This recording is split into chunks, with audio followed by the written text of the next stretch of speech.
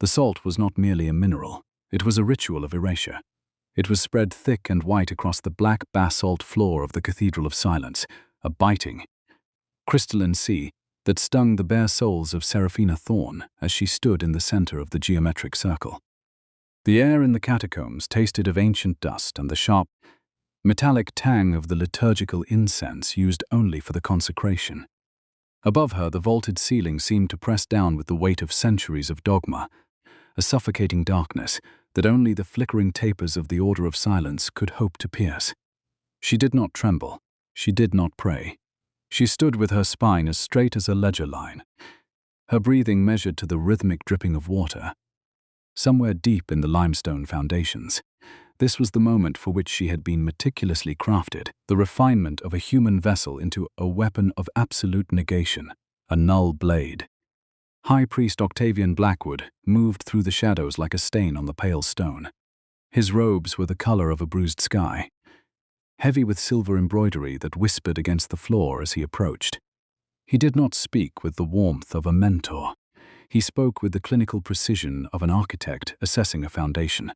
He held the brand in his hand, the iron tip glowing with a dull, sickly violet heat that mirrored the very power it was designed to hunt. She looked at the high priest and saw not a holy man, but a master of logistics who had spent 20 years balancing the cost of her existence against the threat of the Duke's lineage. He looked at Seraphina Thorne, his eyes as cold and unyielding as the obsidian blade she had been trained to wield, and for a moment the silence between them was a physical weight. It was a silence she had been taught to inhabit, a clandestine method of endurance that required the complete abandonment of the self in service to the Order. "You are the finality of the vain name," Octavian Blackwood said, his voice a low vibration that seemed to come from the stone itself. "You are the cold hearth where their fire shall die. You are the end of a curse that has scorched this world for 5 generations. Do you accept the burden of the null blade?" Seraphina Thorne did not blink. She felt the salt grinding into the small cuts on her feet, a grounding pain that kept her mind sharp and analytical. She was a line item in a grand spiritual audit, and tonight she would be finalized. "I accept," she replied, her voice level and devoid of the tremors of fear. "I am the silence that follows the flame." The brand met her skin at the base of her neck, just above the spine. It was not a heat that burned the flesh so much as a coldness that seemed to freeze the soul, a sudden, jagged intrusion of magic that sought to rewrite the very essence of her blood. She did not scream. She did not flinch. She watched the shadows on the wall and counted the seconds, measuring the agony against the ticking of a clock she had internalized during her years of training. She focused on the smell of scorched linen and the sudden, hollow sensation in her chest where her own small spark of magic had once resided. It was gone now, replaced by a vacuum, a void that hungered for the light of others. She was no longer simply Seraphina Thorne, the girl who remembered the smell of rain. She was the null blade, a vessel of containment. When the ritual was concluded, Octavian Blackwood withdrew the iron. He looked at the mark, a complex sigil of interlacing circles, and nodded once. The consecration was complete. He reached into the folds of his robes and produced the obsidian dagger, a sliver of blackened glass that seemed to drink the light of the room. The obsidian dagger was not a weapon of war. It was a tool of stewardship. It was designed to sever the magical threads of the Vane bloodline, to drain the void fire into the earth until there was nothing left but ash and silence. He placed the hilt in her hand, and Seraphina Thorne felt the coldness of the glass sink into her palm. "Go to the Vane estate," Octavian Blackwood commanded. "Enter his service. Observe the corruption. When the void fire reaches its zenith, you will be the one to extinguish it. The bloodline ends with Duke Alaric Vane. See that it is done with the dignity the Order demands." She looked at the dagger, then at the man who had ordered her soul to be hollowed out. She did not feel hatred. She felt only the weight of the task, the meticulous necessity of the coming labor. She bowed, a movement of perfect etiquette and hidden intent, and turned to leave the catacombs. The salt crunched beneath her feet one last time, a final reminder of the erasure she had undergone. She walked toward the stairs, toward the world of the isolated Duke, carrying the end of a dynasty in the palm of her hand. The gates of the manor were not a welcome. They were a warning. forged from iron that had been quenched in the blood of the surrounding moors. They stood tall and jagged against a sky that was the color of a faded bruise. Seraphina Thorne sat in the back of the small, unadorned carriage, her fingers tracing the texture of her plain bombazine dress. She was dressed as a mute handmaiden, a role that required her to be invisible, to be the shadow that moved through the rooms without leaving a trace. It was a role she played with practiced ease, her mind already beginning to map the architecture of the Duke's isolation. As the carriage rumbled up the gravel drive, she observed the estate with the eye of an auditor. The trees were stunted, their branches clawing at the mist as if trying to escape the earth. The air grew colder the closer they drew to the house, a bone-deep chill that carried the faint ozone scent of suppressed magic. This was the ancestral seat, the fortress of solitude, the place where the last of the Vane bloodline had retreated to die. She did not see a home. She saw a containment facility, a monument to a man's fear of his own heritage. The manor itself was a sprawling Gothic heap of grey stone and lead-lined windows. Seraphina Thorne noted the specific thickness of the lead frames, a technical detail that others would have overlooked. Lead was the substance used to dampen the radiation of the ethereal flame, and Alaric Vane had turned his entire estate into a leaden casket. She stepped out of the carriage, her movements small and precise, and was met by the housekeeper, a woman whose face was a mask of weary discipline. The woman did not ask for Seraphina's name, for she was not there to be a person. She was there to be labor. The interior of the estate was a study in sensory deprivation. The carpets were thick enough to swallow the sound of a footfall, and the walls were draped in heavy tapestries that seemed to absorb the light. There was no laughter here, no music, only the constant hum of the wind and the distant, rhythmic thud of a heart that did not want to beat. Seraphina Thorne was led through the servants' quarters to a small room that smelled of beeswax and old paper. It was here she would sleep, and it was from here she would begin her surveillance of Duke Alaric Vane. She spent her first week in a state of calculated observation, cataloguing the physical and emotional decay of the household. She scrubbed the floors of the long galleries, her eyes never leaving the stone as she measured the distance between the doors and the thickness of the walls. Every task became a mathematical equation of survival. She noted the friction of the coarse bristlebrush against the slate, counting the precise number of strokes required to lift the accumulated soot from the hearths. The soot itself was unusual. It carried a faint violet sheen, a residue of the void fire that seemed to weep from the mortar of the chimneys. She did not recoil from it. She gathered it in small copper pans, her ink-stained fingers moving with deliberate rhythmic efficiency. When she mended the heavy damask curtains in the drawing room, she assessed the structural integrity of the fabric, recognizing that the tight weaving was meant to block out the sun entirely. The Duke lived in a state of perpetual twilight, his world carefully constructed to prevent any external spark from igniting the catastrophic magic within him. She found her way into the disused archives, ostensibly to dust the shelving, but her true purpose lay in the ledgers of the estate. The household accounts were a map of Alaric Vane's mind. They were meticulously kept, yet overwhelmingly focused on architectural reinforcements. Shipments of lead, iron bracing, stone masonry, and vast quantities of ice delivered from the north. There were no entries for entertaining, no expenditures for silk or fine wine. It was a budget designed for a siege. Seraphina traced the columns of figures, measuring the ticking of the clock in her chest against the grim arithmetic of the man she was sent to destroy. The ledgers were not mere books. They were a confession of a man slowly entombing himself alive to protect the world outside. She served tea to the silent guards, noting the way their hands shook when they approached the private wing of Alaric Vane. She became a fixture of the background, a ghost in a grey dress who saw everything and said nothing. She watched Elara Finch, a young kitchen maid who lived in a state of perpetual terror, her eyes wide whenever a door opened. Elara Finch was the barometer of the house's tension, her fear a tangible thing that Seraphina Thorne used to gauge the stability of the atmosphere. When a sharp drop in temperature signaled a fluctuation in the Duke's containment, Elara would invariably drop a dish or flinch at the sound of the wind. Seraphina did not offer the girl hollow comforts. Instead, she quietly swept up the broken porcelain, ensuring the fragments were completely cleared before the housekeeper could administer a reprimand. It was a silent, private art of survival, extended from one shadow to another. It was during the second week of her stewardship that she initially laid eyes upon Alaric Vane.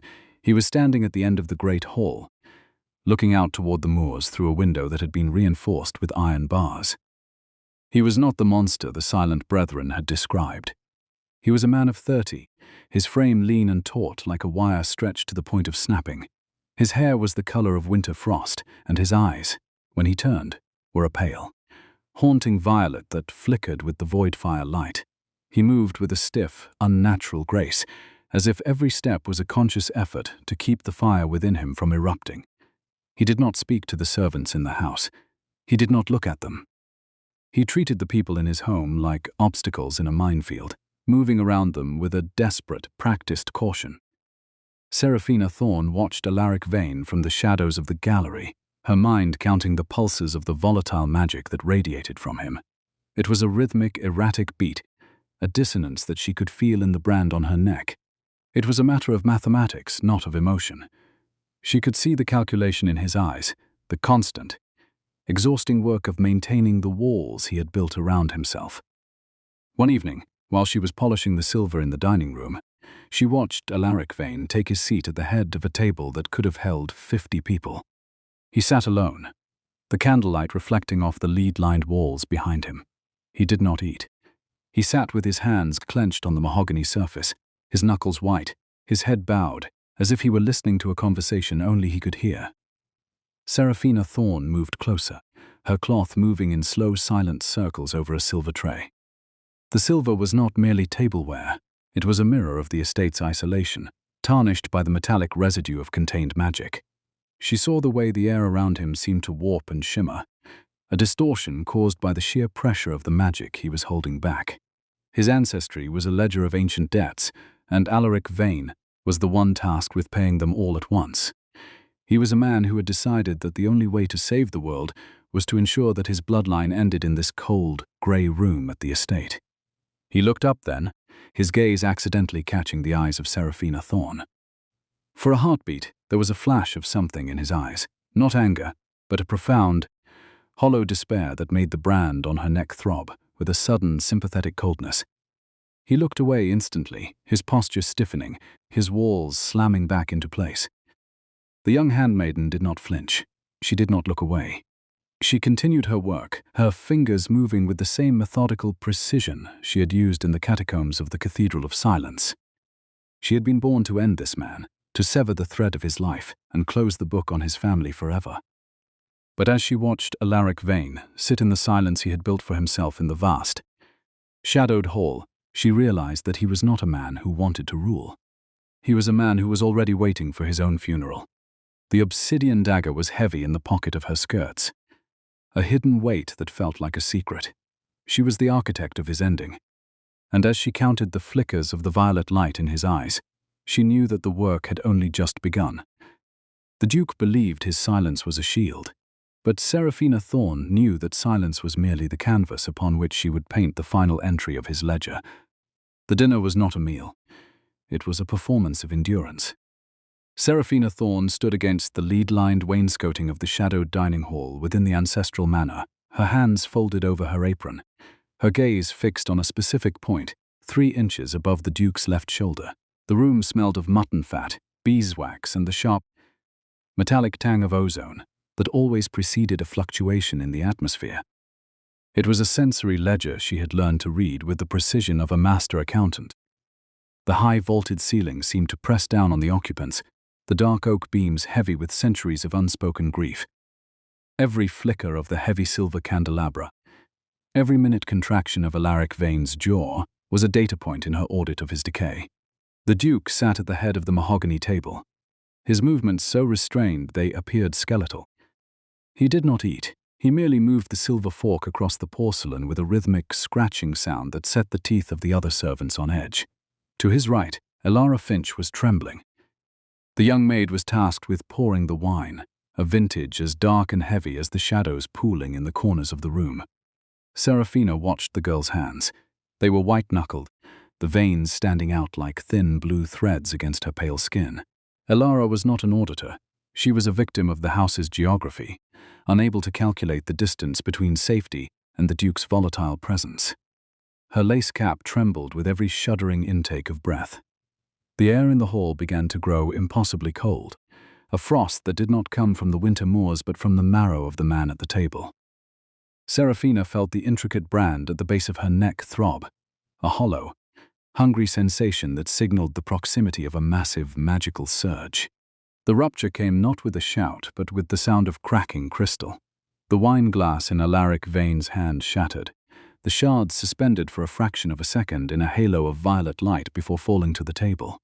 He did not cry out. He did not gasp. He simply stiffened, his head falling back as a low guttural vibration escaped his throat. The void fire was not a flame of heat. It was a flame of absence. It erupted from his chest in jagged, spectral ribbons of amethyst and charcoal, lashing out at the air with a predatory grace. It was a ledger of fire, a recording of every generational debt his family had failed to pay. The sudden drop in temperature frosted the windows instantly, turning the dining hall into a sealed glass tomb. "Get back," the housekeeper hissed, but Elara Finch was frozen. The girl had dropped the decanter, the red wine spilling across the floor like a fresh wound. She was staring at Alaric, her eyes wide with a primal terror as a lash of violet fire arched toward her throat. The guards moved to intervene, but they were men of iron and flesh, and the void fire was a force that consumed both. They hesitated, their boots sliding on the spilled wine, their faces illuminated by the sickly, flickering light of the Duke's agony. The trained Nullblade did not think. She did not hesitate. She did not pray. She moved. She did not run with the frantic energy of the desperate. She moved with the calculated velocity of a projectile. She crossed the distance between the wall and the table in 3 precise strides, her bombazine skirts whispering against the stone. She reached Elara just as the violet flame began to lick at the girl's lace collar. With a strength born of years of physical conditioning in the cathedral's yard, Serafina seized the maid by the waist and flung her backward, away from the epicenter of the collapse. But the momentum carried Serafina forward, into the immediate radius of the Duke's radiation. The void fire was a wall of absolute cold. It did not burn the skin. It sought to extinguish the life beneath it. As the ribbons of light coiled around her arms, Serafina felt the vacuum in her own soul, the Nullblade's hunger. Raw to life, she did not recoil, she did not flinch. She reached out and clamped her hands onto Alaric Vane's shoulders, her fingers digging into the heavy velvet of his coat. The impact was a matter of physics, not of emotion. The moment her skin made contact with the Duke's clothing, and through it the vibrating tension of his body, the void fire did not consume her. It was not a destruction. It was a redirection. The violet flames, which had been thrashing like wounded animals, suddenly stilled. They began to flow toward her, drawn into the void of her consecration like water into a parched earth. The brand on her neck flared with a white-hot intensity, a sensory anchor that kept her from being swept away by the sheer volume of his pain. She felt the chill of the magic tracing its way down her spine, filing itself away into the vast empty reserves of her engineered biology. Alaric Vane's eyes snapped to hers. They were no longer the eyes of a man. They were windows into a nebula, swirling with the dark light of his curse. He tried to push her away, his breath hitching in his chest. But Serafina maintained her grip. She leaned in, her forehead almost touching his, her breathing slow and rhythmic, forcing his own frantic lungs to find a matching pace. She served as the creator of his silence, and never before in his life had the Duke found himself anchored by something other than his own willpower. The fire receded, pulling back into his skin in a series of dying flickers, leaving the vaulted hall of the great manor in a sudden deafening darkness. He collapsed forward, his weight slumping against her. Serafina caught him, her spine remaining straight, her legs braced against the mahogany. She did not speak. She did not offer a comforting word. She simply supported the weight of the last vein, measuring the frantic beating of his heart against the ticking of the long case clock in the corner. The pendulum swung, cutting the silence into precise, manageable fractions. The hall was silent, the other servants watching from the shadows like ghosts, paralyzed by the sudden cessation of the violence. The ledger of the night had been altered. A new variable had been introduced into the equation of the Duke's extinction. The study was a sanctuary of dust and dying embers. 2 hours had passed since the collapse in the dining chamber, and the air still smelled of scorched ozone and the sharp herbal scent of the poultices Dr. Silas Mercer was preparing. Alaric Vane lay on the leather settee, his shirt discarded, his pale skin mapped with the translucent, branching scars of the dark energy's path. They looked like frozen lightning, a permanent record of the atmospheric pressure he carried within his marrow. Seraphina Thorne moved through the room with the quiet efficiency of a shadow. She was not there as a savior. She was there as a handmaiden. Her movements focused on the logistics of recovery. She carried a basin of cool water and a stack of clean linen, her eyes noting the precise tremor in Alaric's hands as he tried to grip the edge of the blanket. She wrung the cloth with steady, methodical twists, ensuring not a single drop was wasted on the floorboards. Silas Mercer, a man whose face was etched with the weariness of a scholar fighting a war he could not win, looked up as she approached. His medical satchel lay open, on a side table, revealing gleaming surgical instruments that were utterly useless against a disease of the soul. "The fever is not of the body," Silas murmured, more to himself than to her. He was a man of empirical evidence, his mind a collection of anatomical sketches and botanical properties. He dipped a cloth into the water Seraphina provided, his fingers moving with a practiced, clinical detachment. "It is a friction of the soul. The power wants to be out, and the man wants it to stay in. Eventually the vessel must break. There is no other outcome in the medical literature." Alaric stirred, a low moan of protest escaping his lips. He looked at Silas, his eyes haunted and bloodshot. "Then let it break," the Duke whispered, his voice a dry rasp. "Let the book be closed, Silas. I have spent 30 years building a tomb. I do not wish to be the one who lingers at the door. I am the end. I was born to be the end." Seraphina did not look away. She knelt by the settee to wring out a fresh cloth, her gaze falling on the obsidian dagger tucked into the hidden pocket of her skirts. It was a matter of mathematics. His life was a source of constant, radiating trauma for the world around him. To kill him now, while he was weak and pleading for the mercy of the void, would be the most efficient fulfillment of her mission. She could feel the weight of the glass hilt against her thigh, a cold promise of finality. It would require minimal force. She stared at the Duke's throat, counting the pulse of his carotid artery, calculating the exact angle required to ensure a swift, dignified conclusion. One motion, one final entry in the book, and the curse would be severed. "You speak of ending a line as if it were a simple subtraction," Silas Mercer said, his voice level but edged with a quiet grief. "But a man is not a number, Alaric. You are a stewardship. If you fall, the anchor falls with you. We do not know what the void fire will do without a living heart to contain it. It might not go to the grave with you. It might simply become a storm without a center." Alaric Vane turned his head, his gaze finding Seraphina's. There was no recognition of her as the woman who had touched him in the hall, only a dull, flickering curiosity. He looked at her as if she were a piece of the furniture, a silent witness to his degradation. "The girl," he said, his voice trailing off. "She didn't burn. Why didn't she burn?" "Luck," Silas replied, though his eyes narrowed as he looked at Seraphina. "A fluke of the atmosphere. The fire was already receding." She did not correct him. She did not speak of the vacuum in her chest, or the way the brand on her neck was still humming with the residue of the Duke's energy. She stood, smoothed her skirts, and began to gather the used linens. She stood as the designer of his ending, but as she watched Alaric Vane close his eyes, his face a mask of exhausted dignity even in his collapse, she found herself auditing a different set of figures. Her ecclesiastical masters had taught her that his bloodline was a plague to be eradicated, but as she examined the blueprints of the Vane estate, the lead-lined walls, and the man who begged for death to protect the world from himself, she saw not a plague, but a sacrifice. The Duke believed his bloodline was a curse, a ledger of sin that could only be balanced by his own extinction. But Seraphina, who had spent her life counting the costs of divine directive under Octavian Blackwood, began to wonder if the high priest had lied about the nature of the debt. She walked toward the door, her movements rhythmic and measured. The obsidian dagger remained in her pocket, its weight a secret she was not yet ready to spend. She was born to end the Duke's bloodline. But as the clock in the hall ticked toward midnight, she realized that the most difficult art of survival was not in the killing, but in the tending of what was already broken. The silence of the house was no longer a shield. It was a question, and she alone possessed the technical skill to find the answer. The linseed oil was not merely a preservative for the parched oak. It was a medium for her surveillance. Seraphina Thorne worked the rag into the grain of the Duke's private solar.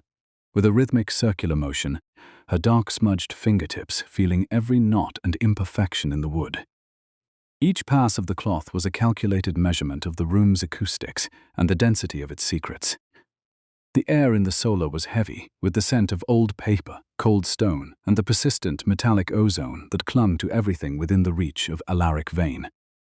It was a room designed for deep thought and deeper isolation, a high-ceilinged chamber where the morning sun struggled to penetrate the thick, lead-reinforced glass of the windows. This lead was not ornamental. It was a functional shield, thick enough to distort the light into a chromatic spectrum of dull grays and bruised purples. Seraphina moved with the practiced invisibility of a shadow, her gaze never lingering on the Duke as he sat at his secondary desk, his silhouette a jagged line of tension against the grey light. She was not a maid cleaning a room. She was an auditor measuring the dimensions of a tragedy. The maintenance of the solar required a technical precision that the other servants lacked. The lead-reinforced glass required a specific mixture of vinegar and chalk to prevent the oxidation that would otherwise disrupt the magic dampening fields woven into the window frames. Seraphina applied the paste with a steady hand, her eyes tracing the hairline fractures in the leaden conduits that ran along the baseboards. These conduits were the veins of the house, designed to channel the excess void fire into the cooling wells beneath the foundation. She noted the heat stress on the metal, the way the lead had begun to pull away from the stone, a clear indicator that Alaric's seizures were becoming more frequent and more violent. The house was struggling to contain him, its structural integrity bowing under the weight of his curse. Her cloth moved over the surface of a secondary drafting table, tucked into the deepest corner of the room beneath a heavy velvet shroud. This table was not for correspondence. Its surface was scarred by compass points and the spill of permanent drafting inks. As she lifted the fabric to dust the surface, her fingers brushed against a latch that did not align with the table's visible joinery. It was a matter of mechanical logic, not of luck. She felt the slight, millimetric resistance of a spring-loaded catch, a common feature in the furniture of men who lived with secrets and required their own hidden means of persevering. She did not look up. She did not alter the pace of her breathing. She continued to rub the oil into the wood with her right hand, while her left deftly pressed the hidden trigger. A shallow drawer slid open, with the sound of a silk ribbon dragging across stone, revealing a stack of vellum architectural drawings and a leather-bound journal. The drawings were not a plan for the restoration of the estate. They were a schematic for its finality. Seraphina kept her back to Duke Alaric Vane as she unfolded the top sheet, her eyes scanning the precise ink-drawn lines with the cold clarity of a strategist. The blueprints focused on the manor's structural heart, the intersection of the lead-lined beams and the primary support pillars of the central foyer. There were notes in the Duke's sharp, cramped handwriting, technical annotations regarding the melting point of the lead bracing and the calculated pressure required to trigger a catastrophic structural failure. Alaric had not spent his years of isolation merely hiding. He had been engineering a suicide of monumental proportions. He did not intend to simply die. He intended to erase the Vane dynasty from the face of the earth, leaving no trace for the high priests to scavenge. The blueprints showed a series of modifications to the manor's hearths and flues, designed to concentrate the void fire into the foundations during a peak surge. It was a ledger of structural insolvency. By focusing the magic into the cooling systems he had installed, Alaric could turn the very tools of his survival into the instruments of his destruction. The manor would not burn, it would collapse inward, a leaden casket sinking into the moors, taking the last of the bloodline and the curse into the deep, unyielding silt. Seraphina counted the stress points, her mind translating the drawings into a timeline. He was waiting for the winter's solstice, the moment when the atmospheric pressure would be at its lowest, and his magic at its most volatile. She did not gasp, she did not falter. She refolded the vellum with the same methodical precision she used to fold the Duke's linens, sliding the drawer back into its hidden housing until it clicked with a sound no louder than the ticking of the clock. She was the woman born to end his line, the null blade sent by Octavian Blackwood to ensure the fire went out forever. But as she looked at the back of Alaric's head, at the frost-white hair and the weary stoicism of his shoulders, she realized that the man was already doing her work for her. He had already signed his own death warrant in the language of stone and lead. The obsidian dagger in her pocket felt suddenly redundant, an unnecessary entry in a ledger that was already balanced toward zero. The realization sat in her chest like a cold stone. Alaric Vane was not a tyrant holding on to power. He was a steward of extinction, meticulously planning the moment he would allow himself to be extinguished to protect a world that only knew how to fear him. Serafina picked up her bucket and rags, her movements fluid and silent. She was the harbinger of his ending, but she had discovered that he was his own executioner. She walked toward the door, her spine straight, her mind already calculating the variables of the library. If the Duke was the architect of his own end, then Octavian Blackwood was the architect of her ignorance, and she needed to know why the ledger of his curse had been so carefully edited before it reached her hands. The library was not a room, it was a fortress of restricted memory. At 3 in the morning, the manor was a silent, breathing entity, the walls creaking with the cooling lead, and the distant, rhythmic thud of the wind against the moors. Serafina moved through the darkened corridors, without a candle, her feet finding the center of the runners to avoid the telltale groan of the floorboards. She carried the weight of her mission in the silence of her movements. The door to the restricted archives was locked with a heavy iron mechanism, but to a null blade, a lock was merely a mechanical puzzle awaiting a logical solution. She did not use a key. She used a thin, tempered sliver of steel she had removed from the stays of an old corset, her fingers working the tumblers with the delicate touch of a watchmaker. She felt for the friction of the iron pins, counting the clicks as they seated into the shear line. 1, 2, 4. The third was stuck, gummed with old wax. She applied a minute pressure, a matter of action, not of emotion, until the tumbler gave way. The lock surrendered with a muffled thud, and the door swung open on hinges that had been recently greased. A technical detail that suggested Alaric had been visiting this room himself. The air inside smelled of rotting parchment, dried ink, and a faint, lingering scent of violet ozone. This was the heart of the noble family's history, the place where the truth of the bloodline had been buried under centuries of ecclesiastical fear. Serafina moved toward the central pedestal, where she found a heavy, iron-clasped volume. It was a redacted copy of the Vane pedigree scrolls. A secondary record translating the original texts she knew were kept under lock and key by High Priest Octavian Blackwood at the Cathedral of Silence. She did not read with the eyes of a scholar. She read with the eyes of an auditor looking for a discrepancy. She traced the ancient Latin script, her fingers moving over the illuminated borders where the violet fire was depicted. The technical terminology used by the ancient scribes was jarringly different from the dogmatic warnings of the strict sect. They did not speak of a curse or a plague. They spoke of a nanka. The text noted that the true nature of the Vane power was documented in the primary scrolls, but the footnotes left by a previous duke, written in a code of ciphered ledger entries, hinted at a terrifying truth. The void fire was not a disease of the blood. It was a cosmic anchor, a necessary weight that held the magical fabric of the realm in place. The Vane bloodline were not vessels of corruption, but stewards of a fundamental force. The flare-ups and the instability were not inherent to the power itself, but the result of the forced suppression and the leaden containment that Alaric had been told was his only salvation. Serafina felt a cold prickle of dread at the base of her neck, right where the engineered tattoo sat hidden.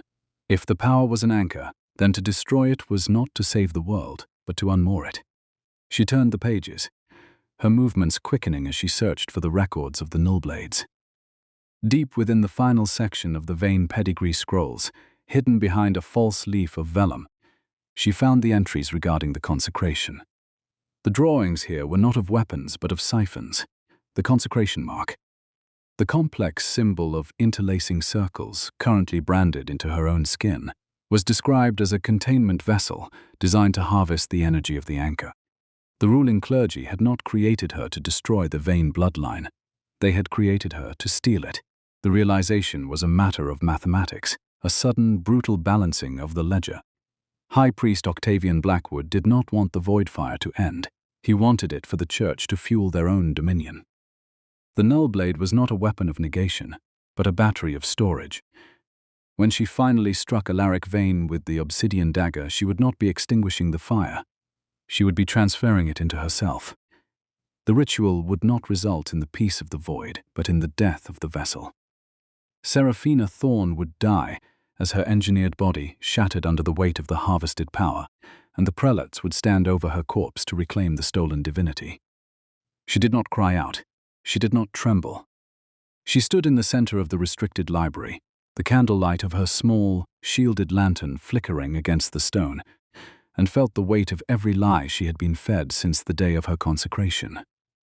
She had been born to end the Duke's bloodline, but she had been raised to be a sacrificial lamb in a grand theological theft. The silence of the library was no longer a sanctuary. It was the silence of a trap that had already been sprung. She looked down at her hands. The ink-stained fingers that had spent a lifetime counting the costs of other people's sins. And for once in her life, she did not feel like a weapon. She felt like a person who had been used as a tool by a master who did not value the craftsman. She reached out and touched the heavy vellum pages of the Vane pedigree scrolls, her fingers tracing the depiction of the anchor once more. If the Order had lied about the curse, they had also lied about the cure. The void fire did not need to be extinguished. It needed to be balanced. It needed a counterweight, a vessel that could stabilize the anchor without being consumed by it. She looked at her reflection in the dark glass of a nearby display case. A plain woman in a grey dress, a mute handmaiden with a void in her soul.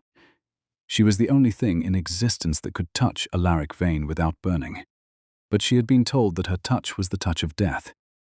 She did not leave the library immediately. She stayed, her mind working through the technicalities of the ledger, memorizing the rituals of stabilization that the fanatical sect had tried to erase from history. She was an auditor who had found a massive embezzlement of truth, and she remained the sole person with the ledger necessary to fix the accounts. As the first light of dawn began to grey the windows, Seraphina closed the ancient book and relocked the door. She walked back toward her small, cold room, her spine as straight as a ledger line, her heart beating with a new, dangerous rhythm. Duke Alaric Vane was planning to die to save a world that hated him, and she had been sent to kill him to satisfy a church that had betrayed her. But as she watched the shadows recede from the manor's central hall, she knew that the book was not yet closed. There was one more entry to be made in the history of this doomed lineage, and she would be the one to write it. The frost was not merely a seasonal occurrence. It was a silent, crystalline tally of the manor's encroaching death. It settled thick and white across the neglected hedges of the western garden, a biting rime that turned the dead rose petals into brittle shards of porcelain. Seraphina Thorne walked the perimeter of the stone gazebo, her feet crunching softly on the lead-dusted gravel. She carried a basket of dried herbs, a plausible excuse for her presence in the Duke's private sanctuary. But her mind was engaged in a different sort of gathering. She was counting the failures of the estate's defenses. The lead conduits that ran beneath the garden paths were weeping grey oxidation into the soil, the metallic residue shimmering with a faint, violet luminescence in the pre-dawn light. The noble estate was a ledger of structural fatigue, and every cracked stone was a recorded debt that Alaric Vane could no longer afford to service. She found him sitting on a bench of cold basalt, his head bowed, his hands resting palms up on his knees. He was dressed in a heavy coat of dark wool, but it offered no protection against the frost that emanated from his own marrow. The air around him was warped, a shimmering haze of cold heat that made the dead leaves dance in a frantic, erratic rhythm. Seraphina watched him from the shadows of a stunted oak, her calloused fingertips tracing the shape of the obsidian dagger hidden within the folds of her bombazine skirts. The glass hilt was a familiar weight, a cold promise of the finality she had been trained to deliver. She measured the distance between them, 12 paces. At this range, she could bridge the gap in 3 seconds, the blade finding the hollow at the base of his skull before he could even register the shift in the wind. It was a matter of mathematics, not of emotion. To kill him now would be to close the book on a 5-generation tragedy. She remembered the instructions of Octavian Blackwood, the way the high priest's voice had resonated in the catacombs of the Cathedral of Silence, defining this man as a plague to be excised. But as she watched the Duke, she saw the technical reality of the situation. Alaric Vane was not a plague. He was a failing containment vessel. Every tremor in his shoulders, every hitched breath that escaped his lips in a cloud of violet-tinged vapor, was an entry in a ledger of self-sacrifice. He was holding back a cosmic weight, an anchor that the holy hierarchy had rebranded as a curse to justify its theft. The obsidian dagger was not a weapon of malice. It was a period at the end of a long, agonizing sentence. Seraphina stepped out from the shadows, her movements rhythmic and deliberate. She did not hide her approach. She wanted the friction of her footsteps on the gravel to be a variable he could account for. Alaric did not look up. He seemed to have reached a state of profound, hollow exhaustion where the identity of his visitor no longer mattered. "Go away, little shadow," he whispered, his voice a dry rasp that carried the metallic tang of the ethereal blaze. "The air is too thin here for the living. I am merely waiting for the ink to dry." She did not obey. She did not retreat. She moved to the edge of the basalt bench. The geometric brand at the base of her neck throbbed with a cold, insistent hunger. She could feel the pressure of his magic, a heavy, vibrating force that sought to expand and shatter the world. In the library, she had learned that her touch was not a death sentence but a stabilizer, a counterweight to his anchor. She reached out, her hand steady and clinical, and placed it over his clenched fingers. The contact was a sudden, brutal redirection of energy. The void fire did not lash out. It was drawn into her with the violent velocity of a vacuum. Seraphina felt the chill of the magic tracing its way up her arm, a surge of power that would have incinerated any other human vessel. But she was a null blade, a vessel engineered for containment.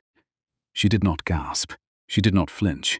She leaned into the pressure, her breathing slow and measured, forcing the Duke's frantic heart to match the ticking of her own internal clock. The violet haze around them collapsed, the air suddenly clearing as the temperature in the gazebo rose by several degrees. Alaric Vane looked up then, his eyes wide with a shock that was almost more painful than the fire. At that moment he saw her, not as a servant, but as a person who could withstand his truth. He did not pull away. He gripped her hand with a desperation that was a confession of his own isolation. They sat in the silence of the frostbitten garden, two variables in an equation that had finally found a balance. Seraphina did not offer words of comfort. She offered the stewardship of her silence, a quiet coping mechanism shared between two ghosts in a dying manner. The obsidian dagger remained in her pocket, its purpose deferred by the discovery of a more complex arithmetic. The study was a sanctuary of cooling embers and the suffocating scent of stale ink. It was nearly midnight when Seraphina entered, her movements a study in practiced invisibility. She had returned to the room not to clean, but to finalize her audit of the Duke's intent. The architectural blueprints were still on the drafting table, the lines of his planned destruction as clear and sharp as a legal decree. She stood in the center of the room, her gaze fixed on the hidden drawer she had discovered earlier. She reached for the obsidian dagger, pulling it from her skirts to examine the glass blade in the dim light of the single guttering candle. It was a beautiful, terrible thing, a recording of the Order's dogmatic cruelty. "It is a finer piece of work than I expected from a common handmaiden." A voice spoke from the shadows of the high-backed leather chair. Seraphina did not jump. She did not drop the blade. She turned with the calculated poise of a strategist caught in a maneuver, her spine as straight as a ledger line. Alaric Vane was standing by the window, his silhouette a dark, jagged break against the moonlight. He had been watching her, his violet eyes reflecting the candle's flame with a haunting, analytical intensity. He did not call for the guards. He did not reach for a weapon of his own. He simply stood there, measuring the threat she posed against the weight of the life he was so eager to discard. "The obsidian dagger," Alaric said, his voice level and devoid of the tremors of fear. "A ritual glass, forged in the catacombs of the Order of Silence. I recognize the craftsmanship. My father always warned me that they would eventually send someone to collect the debt. I suppose I should be flattered that Octavian Blackwood sent such a meticulous auditor to close my accounts. He moved toward her, his footsteps silent on the heavy carpet. He did not stop until he was within the striking range of the blade. Serafina held the dagger at her side, her thumb resting on the hilt, counting the seconds between his heartbeats.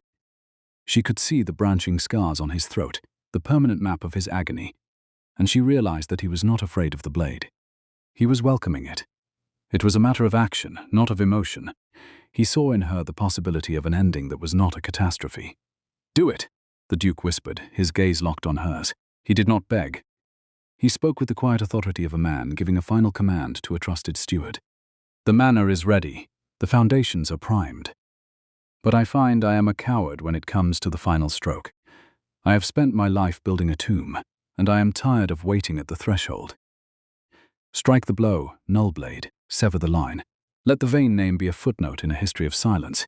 He knelt then, his knees hitting the floor with a dull thud that echoed in the high-ceilinged room.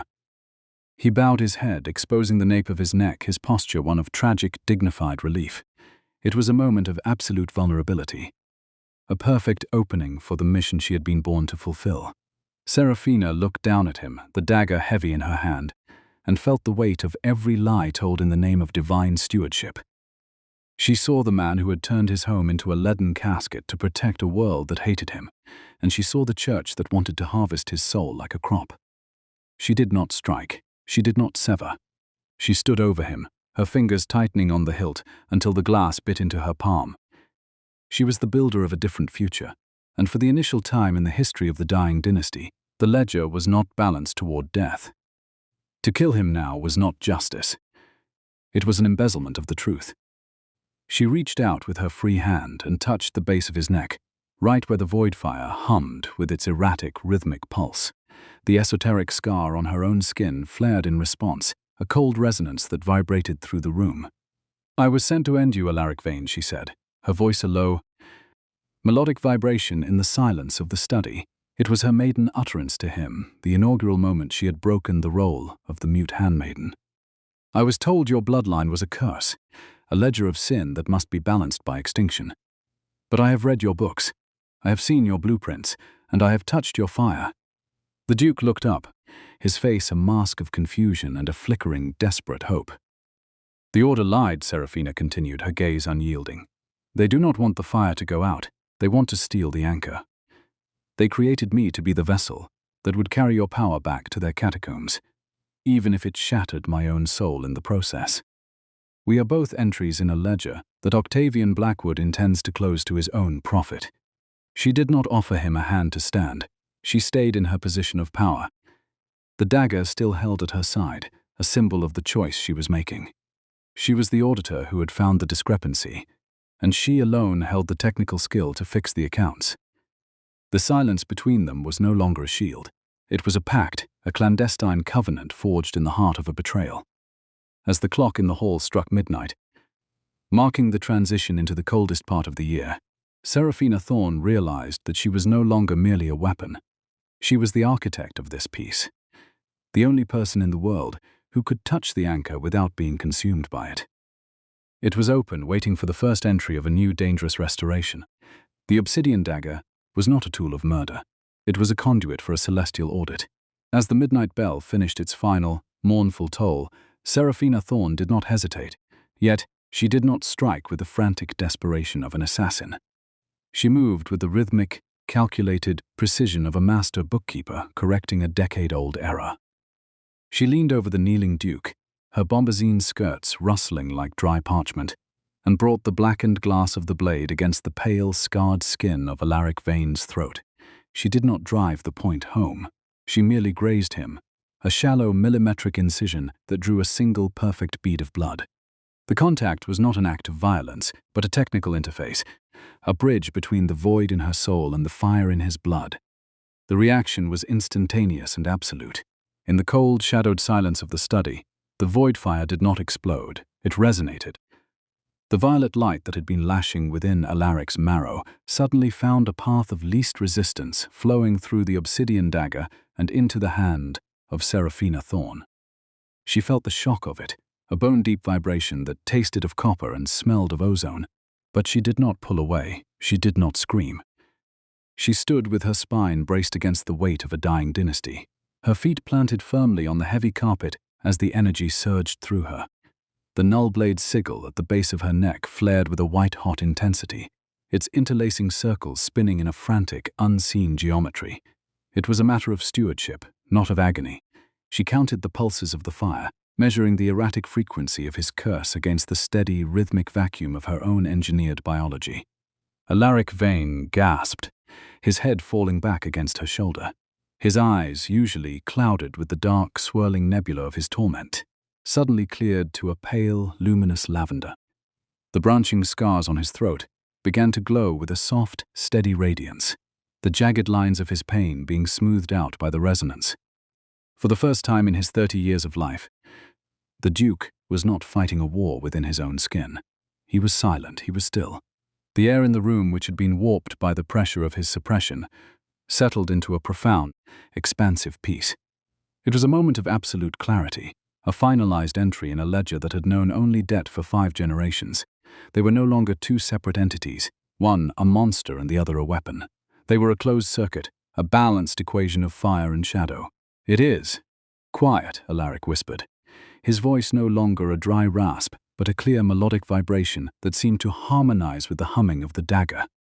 He reached up, his fingers covering hers on the hilt of the glass blade. He did not seek to disarm her. He sought to anchor himself to the first moment of stillness he had ever known. The study was a sanctuary of reclaimed dignity, the dust motes dancing in the soft violet glow of their combined presence. Serafina looked down at him, her analytical mind already cataloguing the shift in his physiology. The heat was gone, replaced by a warmth that felt like the first sun of spring after a century of winter. She was the architect of the first great restoration. But as she measured the ticking of the clock against the calm beating of his heart, she knew that this resonance was a luxury they could not yet afford to spend. The peace was shattered not by a sound, but by a smell, the sharp, cloying scent of liturgical incense and the cold, metallic tang of consecrated silver. The heavy oak doors of the study did not open. They were unmade. With a sound like a great ledger being torn in half, the wood splintered and dissolved into a cloud of grey ash, revealing the silhouettes of 6 knights of the Order of Silence. They stood in the threshold, their armor the color of a bruised sky, their faces hidden behind masks of polished lead, and behind them, moving with the measured, predatory grace of a high-stakes creditor, came High Priest Octavian Blackwood. Octavian did not look like a man of God. He looked like a master of logistics who had just discovered a massive embezzlement in his accounts. He stepped into the room, his violet robes whispering against the floorboards, his gaze instantly locking on the obsidian dagger in Serafina's hand. He did not display anger. He displayed the cold, clinical disappointment of a craftsman whose tool had developed a mind of its own.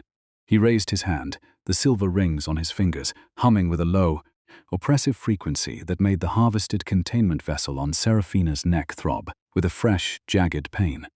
"A discrepancy," Octavian Blackwood said, his voice a low vibration that seemed to emanate from the stone itself. "I sent a weapon to Ironhold to finalize a debt. I did not expect to find my weapon engaged in a dialogue with the debtor. Serafina, you have allowed your perspective to be clouded by the very corruption you were designed to negate. You have failed the audit of your soul." Serafina Thorne did not move. She did not retreat. She stood between the kneeling Duke and the High Priest, the dagger still held with a steady, rhythmic grip. "The audit was based on a falsified ledger, Octavian," she replied, her voice level and devoid of the tremors of fear. "You told me the Duke's bloodline was a plague. You told me the bloodline was a curse. But the Vane power is an anchor, and you have spent 20 years engineering a way to steal it. I have read the Forbidden Scrolls. I know what the Nullblade truly is." Octavian Blackwood stopped 4 paces away, his eyes narrowing to cold, unyielding slits of grey. He did not deny the accusation. To a man of his standing, the truth was merely a variable to be managed. "The anchor is too heavy for a man of flesh to carry, Serafina. It is a waste of divinity to leave it buried in the marrow of a dying aristocrat. The Church is the only vessel capable of stewardship over such power. You were created for a high purpose, to be the siphon that would harvest the Vane legacy and bring it home to the cathedral. He made a sharp, rhythmic gesture with his fingers, and the air in the room suddenly grew heavy with the pressure of a purge spell. It was a sensory onslaught, a sound like 1,000 clocks ticking at once, a smell of ozone and old paper, and a sudden, bone-deep cold that sought to sever the connection between the Duke and the Nullblade. Serafina felt the sigil on her neck begin to vibrate with a violent, erratic frequency. It was no longer a mark of service, it was a trap. The siphon is a delicate piece of engineering, Octavian continued, his voice carrying the calm authority of a man explaining a technical flaw. It was never meant to survive the transfer. When you strike the final blow with the obsidian dagger, Serafina, the harvested power will shatter your engineered body. You were born to be a sacrificial vessel, a line item to be erased once the transaction is complete. Did you truly believe a null blade was meant for a future? You are a period child. Nothing more. Alaric Vane stood then, his movements slow but filled with a new, terrifying purpose. He did not hide behind Serafina. He placed his hands on her shoulders, his fingers digging into the fabric of her bombazine dress, his pale lavender eyes fixed on the high priest with a look of absolute, righteous scorn. The void fire flared around them both, no longer a thrashing monster, but a steady, protective aura of violet light that pushed back against the encroaching shadows of the Order. "She is not your weapon, Octavian," Alaric spoke, his voice echoing through the study like a thunderclap in a library. "And she is certainly not your sacrifice. You came here to collect a debt you did not earn, and you used the only person capable of saving me as a tool of theft. I have spent 30 years preparing for my end, because I thought it was the only way to save the world from myself. But I see now that the world was never the problem. You were." The high priest did not flinch. He signaled to the knights, who began to advance into the room, their heavy boots thudding in a rhythmic, militaristic cadence. A romantic sentiment, Alaric, but a poor calculation. The void fire is unstable. Without the siphon to drain it, you will eventually incinerate this entire county. It is a matter of mathematics. Your death is a necessity. Her death is a convenience. The Order will have its anchor. Serafina Thorne felt the weight of the moment. She was an auditor who had found herself at the center of a fraudulent contract, and no one else possessed the technical skill to break it. She looked at the Duke, and then at the man who had stolen her name and her soul in the name of a holy mission. She did not feel fear. She felt the cold, analytical pride of a master architect who had finally seen the flaw in the foundation. She shifted her grip on the obsidian dagger, her nimble hands moving with a private, secret art of survival. "The ledger is not yet balanced, Octavian," she said, her voice rising above the hum of the purge spell. "You taught me that a nullblade was a void. But a void is not just a place where things die. It is a place where everything begins." She did not wait for the high priest to respond. She turned to Alaric, her gaze a silent, intense contract of mutual reliance. They stood in the center of the study, surrounded by the shadows of a predatory church and the cooling embers of a dying manor. And never before, in the history of his ancestry, had the end been the only option on the table. The clock in the hall struck the first hour of the new day, a rhythmic, insistent pulse that measured the beginning of a war. Serafina Thorne was no longer the end of the Vane bloodline. She stood as the solitary force holding it together, and as the nights closed in, she realized that the most important entry in any ledger was the one written in defiance of the auditor. The study was no longer a room. It was a battlefield, and she was the architect of this defense, and she knew that the Order's power was built on a foundation of stolen silence. The Knights of the Order of Silence moved with a heavy, rhythmic cadence that echoed the mechanical certainty of an approaching execution. Their lead-lined armor clattered, a dull, suffocating sound that seemed to absorb the very air in the study. Serafina Thorne did not move. She did not retreat behind Alaric Vane, nor did she adopt the frantic stance of a cornered animal. She stood at the Duke's side, her feet braced against the floorboards, her fingers still entwined with his. The violet glow of the stabilized anchor did not flicker. It expanded, a soft, amethyst hemisphere that met the encroaching gray shadows of the high priest's purge spell.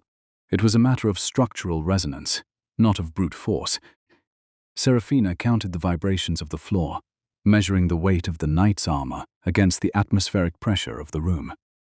High Priest Octavian Blackwood raised his silver-ringed hands, his voice beginning the rhythmic, low-frequency chant of the final extraction.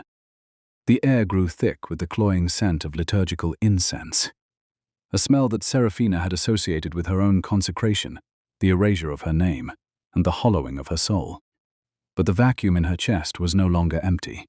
It was filled with the steady, pulsing heat of Alaric's void fire, redirected and balanced by the very sigil meant to steal it. She felt the purge spell strike the perimeter of their aura, a sudden, bone-deep cold that sought to tear her fingers away from the Duke's. It was a sensory onslaught of high-stakes logistics. The Order was trying to trigger a systemic collapse of her engineered biology, to force the siphon to open and swallow the anchor whole. She did not allow it. She did not falter. "The resonance is holding," Seraphina spoke, her voice level and clinical, cutting through the heavy drone of the High Priest's chant. She turned her gaze to Alaric, her amethyst-tinted eyes meeting his lavender stare. "They are targeting the frequency of the sigil. They expect the vessel to shatter under the pressure. But a vessel is only as strong as its anchor.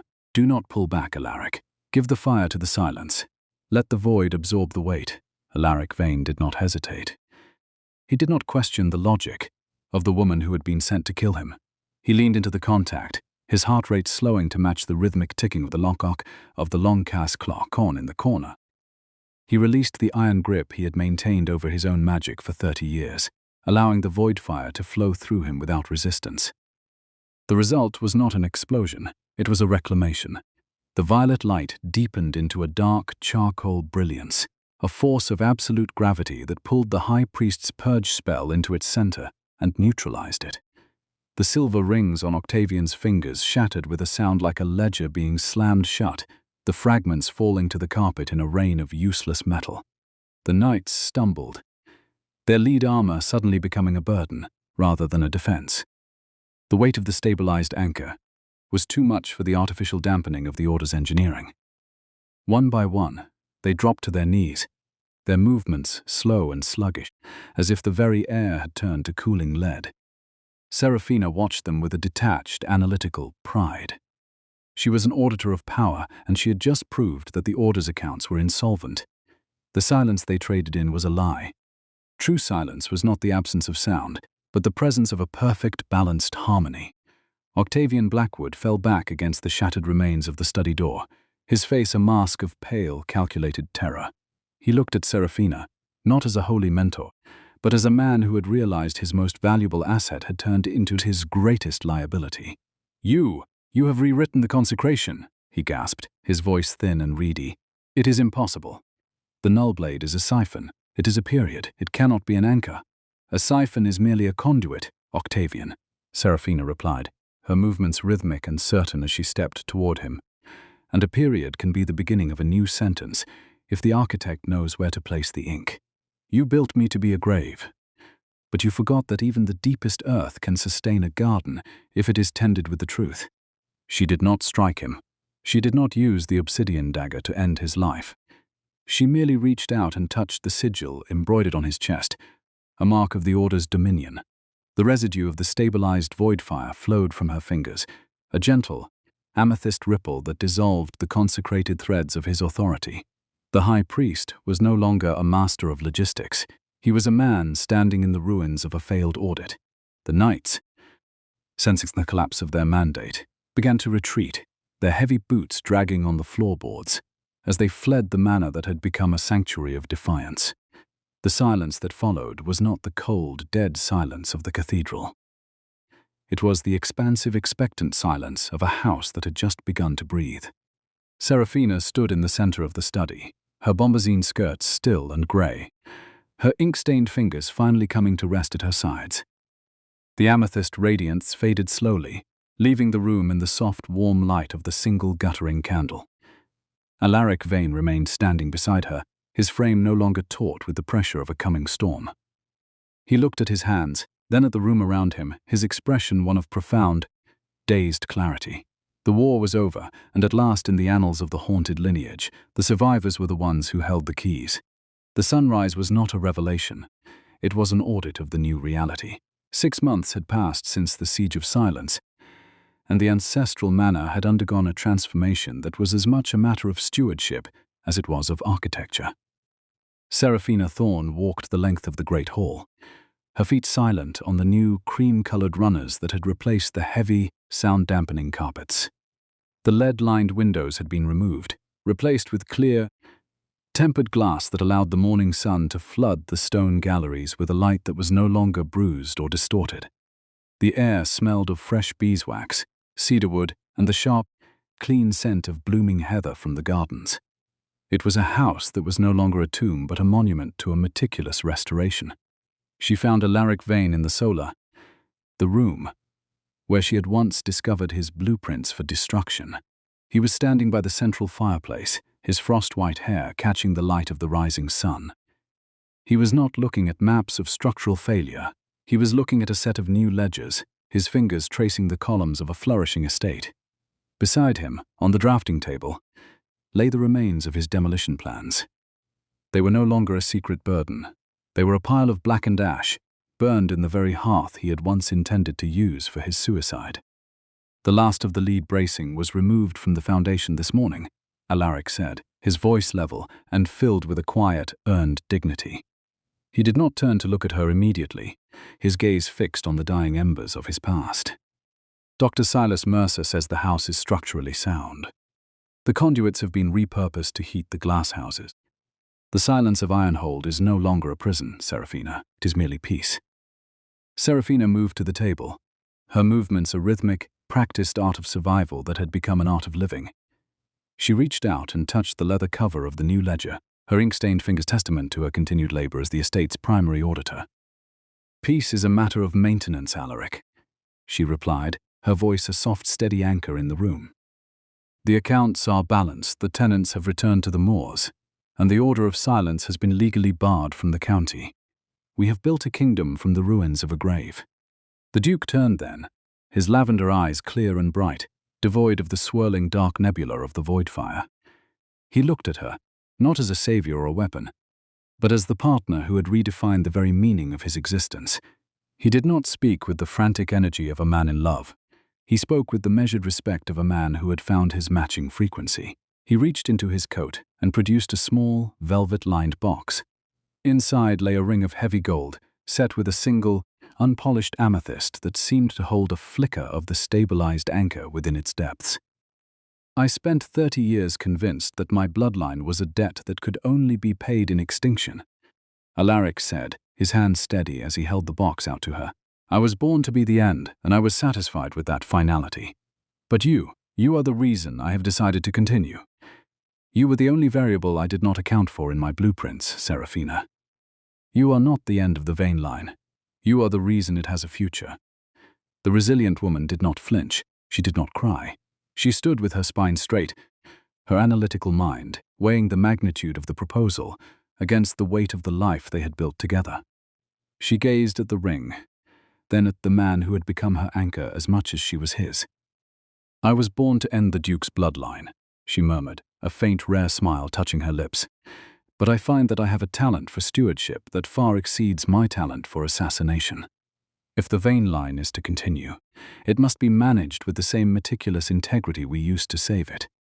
She placed her hand in his, her fingers closing over the gold. The contact was no longer a resonance of pain or a redirection of fire. It was a simple, profound connection of two people who had earned their right to exist. The obsidian dagger was not a weapon. It was a relic of a past they had outlived, tucked away in the restricted library as a reminder of the cost of their freedom. As the clock in the hall struck the hour, a rhythmic, insistent pulse of a life well lived, Seraphina knew that the most important entry in the Vane ledger was the one they were about to write together. The great hall was filled with a light that had nothing to do with the sun.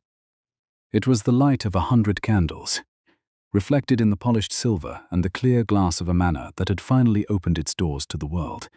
Dr. Silas Mercer stood by the dais, his medical bag replaced by a formal scroll, his face etched with a look of scholarly triumph. He had spent the last year auditing the blood and the magic of the Vane household, and tonight he was there to finalize his report. "The transformation is absolute," Silas announced, his voice carrying the weight of empirical evidence to the gathered staff and the few trusted allies who had returned to the estate. The biological resonance between the Duke and his Duchess has permanently altered the lethality of the void fire. The anchor is no longer a destructive force. It is a stable hereditary trait, one that no longer requires containment or leaden shields. The curse of the Vane line has been technically and magically neutralized. Alaric Vane stood at the head of the hall, his hand resting on the shoulder of Seraphina, who wore a gown of deep violet silk that mirrored the clarity of her eyes. He looked out at the people of his estate, the servants like Elara Finch, who no longer trembled when he walked past, the tenants, who no longer feared the violet light in the windows. He raised his glass, the silver catching the candlelight in a way that felt like a public vindication of his entire, agonizing life. For 5 generations, the House of Vane has lived in the shadow of an end. Alaric spoke, his voice authoritative and steady. I swore a vow that the line would die with me, to protect the world from the fire I carried.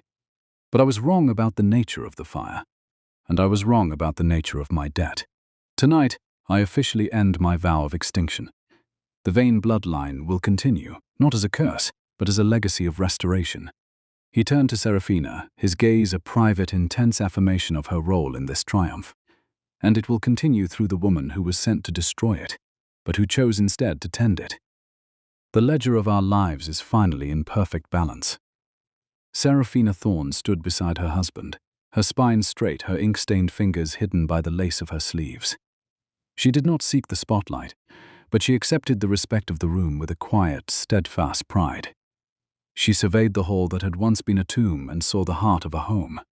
She had been visible at last, not as a shadow or a weapon, but as the silent architect of a dynasty's redemption.